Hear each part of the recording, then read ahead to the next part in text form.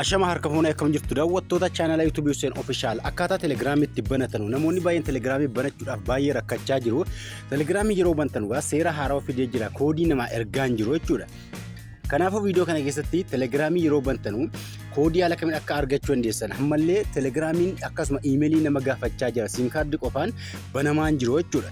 Karaa sirriitiin Telegraama haala kamiin akka banachuu dandeessan isin agarsiisaa jechuudha. Viidiyoo kana keessatti koodii eessarraa akka fuutanii itti guuttanu koodii inni nama gaafatullee itti guutuudhaan Telegram akkaawuntii tokko ol fayyadamuu dandeessu bilbila tokko irratti. Kanaafuu viidiyoo kana keessatti akka Telegram banattanu isin barsiisa. Viidiyoo hanga dhumaa dhaggeeffadhaa isin jechaa namoonni chaanala YouTube kootiitiif haarawaa taatan subscribe gochuu hin dagatinaa isin jedha. Viidiyoo yeroo dhaggeeffatan laayikii tuquun eegalaa laayikii tuquun waan akka isinirraa hir'isu. Viidiyoo laayikii tuquun eegalaa isin jechaa gara viidiyoo deemnaa nafaana tura.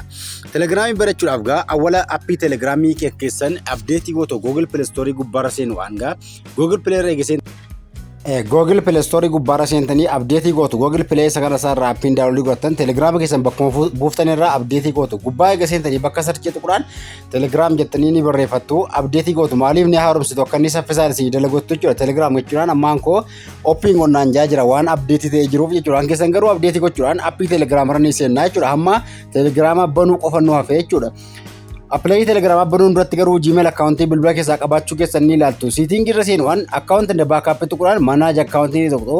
Sana booda Gmail yoo qabaattan keessatti argattu jechuudha. Email akkaawuntii keessa jiru kan keessan ta'uu isaa eegaa adda baafattanii booda email keessa jiru kana keessan ta'uu isaa baruu qabdu. Sana booda Telegiraamii gubbaa seenna amma walumaan. Telegiraamii irra seentanii gaa gara fuula duraa deemtu Telegiraamii irraa start bakkeetti gaa tuquraan status bakkeetti tuquraan gara fuula duraa deemnaa jechuudha. Asirratti tuquraan eegaa asirratti tuqxanii gara fuula duraa dhuftanii kaantirii gubbaarra tuquraan biyyatti jijjiirtu. Biyya keessa jirtanu keessoo jechuudha. Lakkoofsatti naquun duratti biyya keessa jirtanu eega biyya keessanii kaatanii koodii ofumaas ni kaa'a. Koodii ofumaas ni kaa'a. Sana booda lakkoofsa bilbilaa Telegiraamatti banuu barbaaddan sana itti naqxu. Lakkoofsi Telegiraamatti bantan garuu kanaan dura Telegiraamatti fayyadamaa turtan yoo ta'e rakkoon qabu garuu lakkoofsa haarawaa yoo ta'es isinii banamaa jechuudha. Kanaan dura Telegiraamatti banatan yoo ta'e sanuma isinii deeba Telegiraamiin lakkoofsatti naquudhaan yesii tuquraan gara fuula duraa deemtu. Asirratti next yoo qabaatan next tuquraan gara fuula duraa deemtu jechuudha. Lakkoofsa eegatti naqxanii kaatanii hamma asirratti inni isin dogoggoruu hin qabne iimeelii fiddanii itti naqxu koodii asirra galu. Amma Telegiraamiin duraan kana nama hin gaafatu duraan lakkoofsa bilbilaa koodii nama gaafata hamma garuu Gmail akkaawuntii isin gaafata. Iimeelii bukkeedhaan bahuudhaan siitingii bilbilaarraa bakka hammaatti dhannee Gmailii finnee bukkeedhaan ni baatu asirraan. Siitingii bilbilaa bakka nama iimeelii isin agarsiise akkaawuntii inda baakaappii bakkee tuquraan manaaja akkaawuntii tuquun iimeelii keessa jiru kun iimeelii keessan ta'uu qaba. Hammallee karaa iimeeliitti banatan yeroo hedduu barseen ture chaanala koo jaanii jira. Iimeelii achi keessa jiru sana kan keessan bakka kanatti ni barreessitu jechuudha. Gmail akkaawuntii achi jiru sana booda gara fuula duraa mallattoo xiyyaa tuquun gara fuula duraa deemtu jechuudha.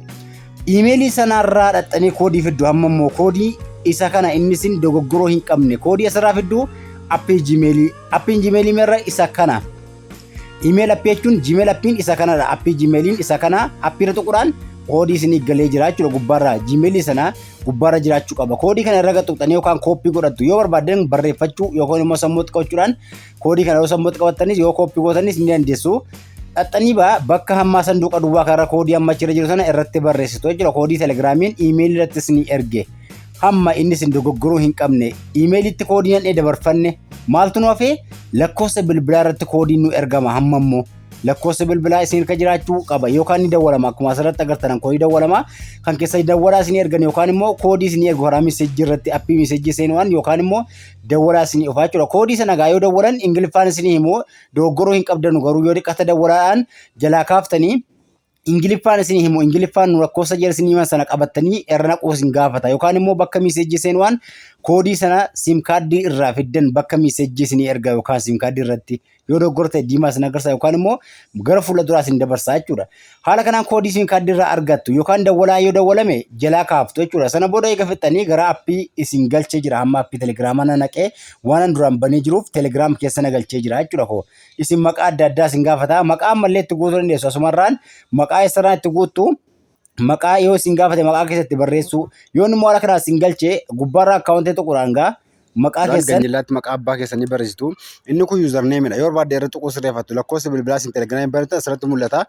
Asirratti ganjilaatti yuuzarneemii Telegiraamaa irra tuquu sirreeffachuu dandeessu. Yuuzarneemii keessa sirreeffachuu barbaaddan irra yeroo tuqxan haala kanaa isinii bana. waan barbaadeera kaatu username telegraama keessanii jechuudha. Telegraama keessa username isaa amma barbaade lakkoofsa yoo fudhachuu lakkoofsa dabaluu dandeessu irratti amma Anuseen miidiyaan jira yookaan immoo maqaa abbaa keessanii waan barbaaquma abbaa keessanii kaachuu dandeessu sin haala kanaan telegraamii eega fayyadamtanii mallattoo diimaa yoo isinii kaawwate samaa yoo isinii kaa'ee username keessa likkiidha mallattoo raayitii gubbaa tuqxu jechuudha. Haala kanaan sirreeffattu asirratti maqaa keessan maqaan jalatti maqaa abbaa kaa'uu hin dagatina. Haala kanaan telegraamii bantanii akkasuma karaa sirrii ta'e itti fayyadamuu dandeessu. Kanaafuu telegraamii banuun baay'ee salphaadha. Haala kanaan banachuu dandeessu. Siitingii telegraama keessa jiran hedduutu jiru.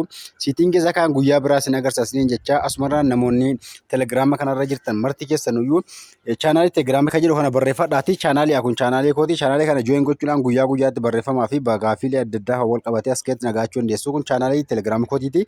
Join gochuudhaan maatii kootti dabalamaa isiniin jedha. Akkasuma haala kanaan telegraama banachuu dandeessu. Haala kanatti fayyadamaa. Viidiyoon kun namoota hedduu fayyaduuf akka nama hedduu bira ga'uuf godinyaa keessanii share godhaa isiniin jedha. Gaafiilee bilbilaa wal qabateedhaan waan isiniin galle yoo jiraate komantiitti gaafadhaa. Akkasuma barnoota dabalataa argachuuf akkaawuntii keenya subscribe gochuudhaan telegraama join gochuudhaan akkasuma nu hordofaa isiniin jedha. Barnoota kutaattanuu hanga walitti dhufnutti nagaan tura galatooma.